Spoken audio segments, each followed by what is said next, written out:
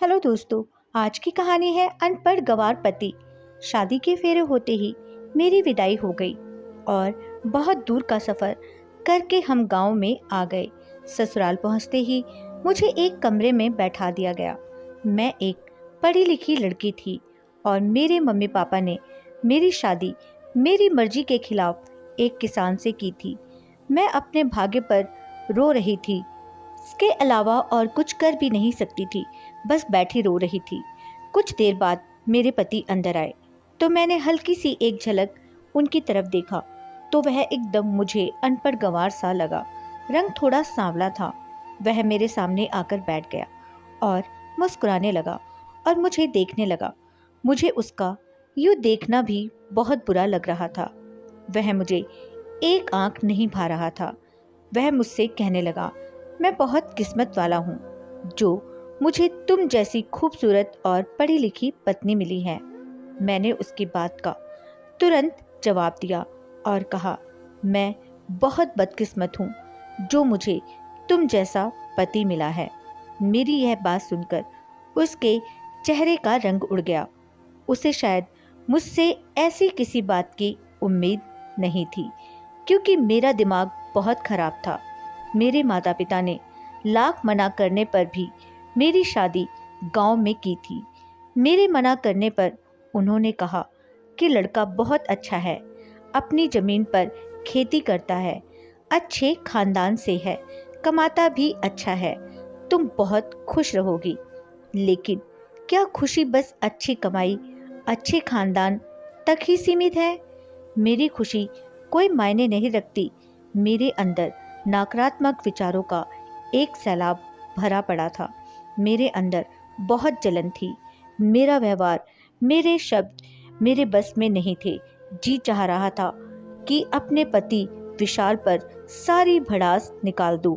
वह बोला, क्या हुआ प्रिया, तुम ठीक तो हो और यह क्या बोल रही हो?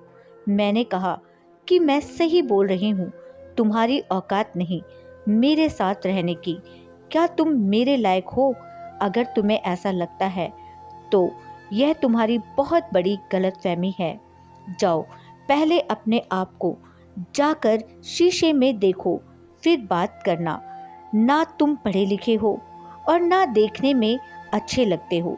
मेरे मम्मी पापा ने ना जाने तुम में क्या देखा जो मेरी जिंदगी खराब कर दी। ये सब बोलकर मैं रोने लगी। वह चुप होकर बैठ गया और बहुत मायूस भी हो गया।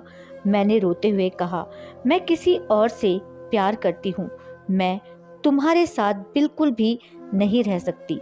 मेरी यह बात सुनकर वह हक्का बक्का रह गया और बोला, प्रिया यह क्या बोल रही हो? होश में तो हो तुम? मैंने कहा, इसमें हैरान होने वाली कौन सी बात है? जिससे मैं प्यार करती हूँ वह 1000 गुना अच्छा है, स्मार्ट है, पढ़ा लिखा है।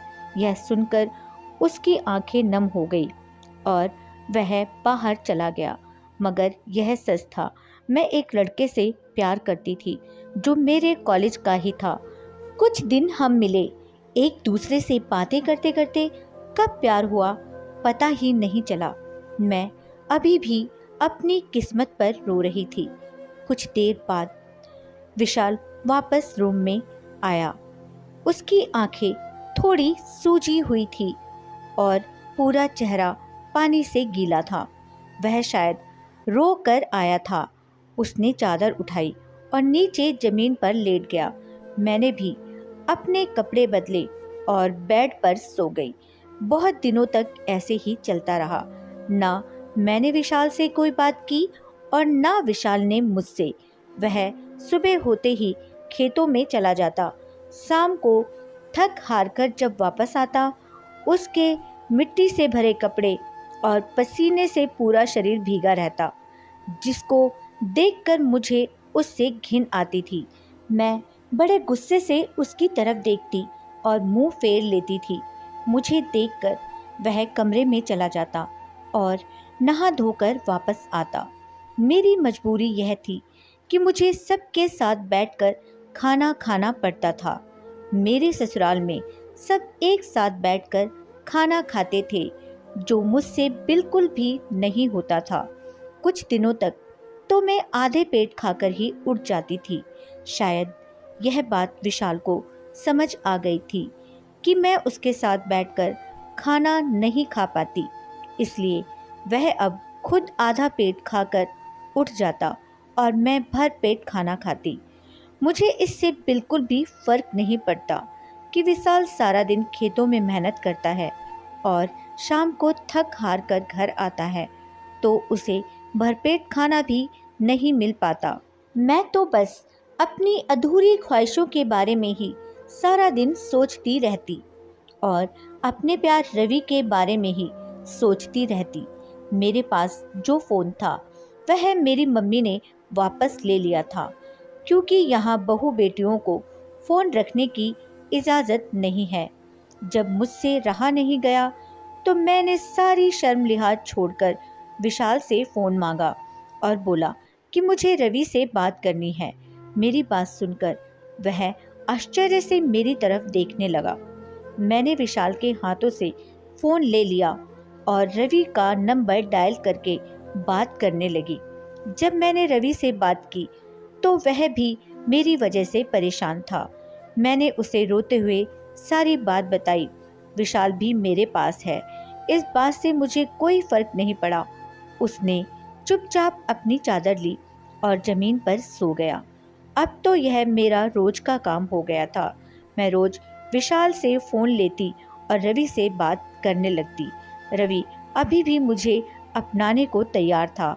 एक दिन बात करते करते मैं अपने रूम से बाहर चली गई।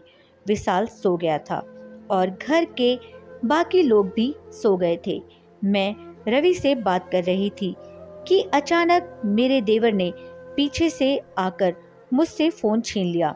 बोला, बेशर्म औरत, पति के होते हुए यार बना रखे हैं, शर्म नहीं आती जरा भी। उसकी आवाज़ सुनकर सभी लोग नींद से जाग गए और बाहर आए। विशाल भी आंखें मलते हुए आया और बोला, क्या हुआ, क्या बात है, इतनी रात को क्यों शोर मचा रहे हो? मेरे देवर ने सबके सामने मेरी पोल खोलनी चाहिए, पर विशाल ने बात को संभाल लिया। किसी को कुछ पता नहीं चला। मुझे बहुत गुस्सा आया कि मेरे यहाँ से जाने का रास्ता बंद हो गया। अब मैं रवि से कैसे मिलूंगी? विशाल ने अपने भाई को झूठा साबित कर दिया और कहा, मेरी पत्नी पर मुझे पूरा विश्वास है, यह ऐसा कुछ नहीं करेगी और यह अपनी सहेली से बात करती है। उसने मुझे बताया था पहले ही। मैं अपने कमरे में जाकर विशाल से लड़ने लगी कि तुम्हारी वजह से यह सब हुआ है। तुमने किसी को कुछ क्यों नहीं बताया? तुम मुझे छोड़ क्यों नहीं देते?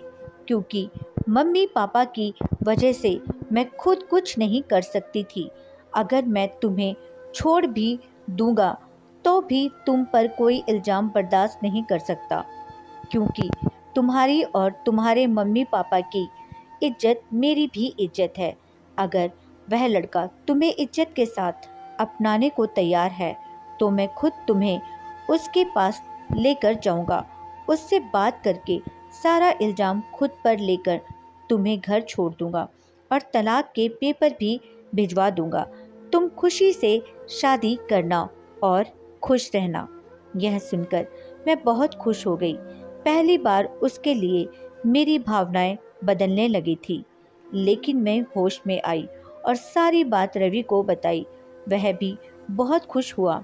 2-3 दिन बाद विशाल के साथ मैं शहर रवि के घर पर गई और विशाल से बोली, अब तुम जाओ और मुझे तलाक के पेपर भिजवा देना।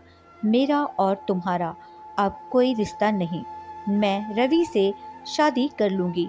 विशाल वहाँ से चला गया। मैंने जैसे ही घर के अंदर कदम रखा, रवि मुझे देखकर बहुत खुश हुआ।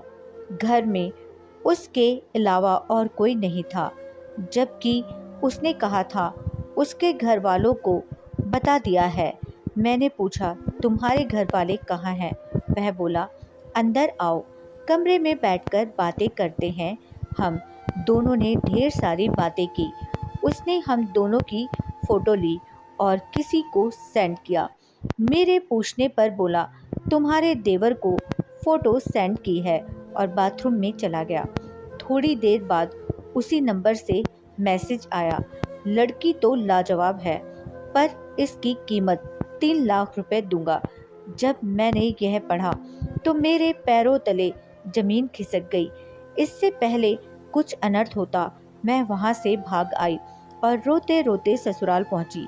मुझे देखकर विशाल चौंक गया और बोला, अब क्या हुआ? बोल तो दिया था तलाक के पेपर भिजवा दूंगा, अब यहाँ क्या लेने आई हो? मैंने उसको सारी बात बताई और वह कुछ नहीं बोला। मैं उसके सामने खुद को बहुत छोटा महसूस कर रही थी। थोड़ी देर बाद रात हो गई। वह हमेशा की तरह अपनी चादर बिछाकर नीचे सो गया, लेकिन आज मुझे नींद नहीं आई और मैं सारी रात रोती रही। विशाल के साथ जैसा व्यवहार मैंने किया था, मुझे खुद से नफरत हो रही थी।